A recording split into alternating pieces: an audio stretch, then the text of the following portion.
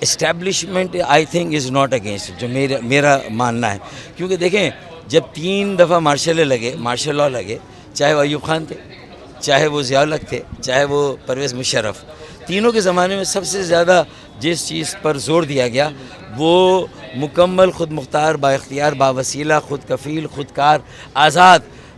جو ہے وہ بلدیاتی اور مقامی شہری حکومت کے قیام پر تھا۔ اور پوری دنیا میں خاص طور پہ Vietnam, Thailand, Malaysia, Philippines, Indonesia, اور بنگلہ دیش، چیپیدی کا شوربہ، ویتنام، ان ممالک کی ترقی 30 سالوں میں دیکھیں تو وہ ان کے خود کار، خود مختار، با اختیار، با وسیلہ،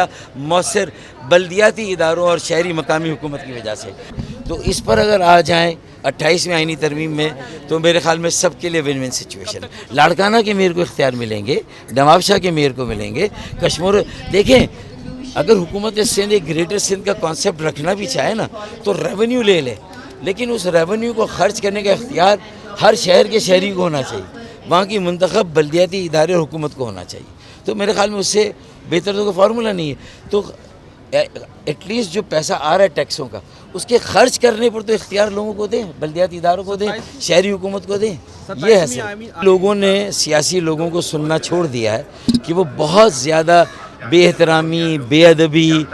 بد تہذیبی اور وہ جو ہے وہ شائستگی تہذیب سے ہٹ کر باتیں کرتے ہیں۔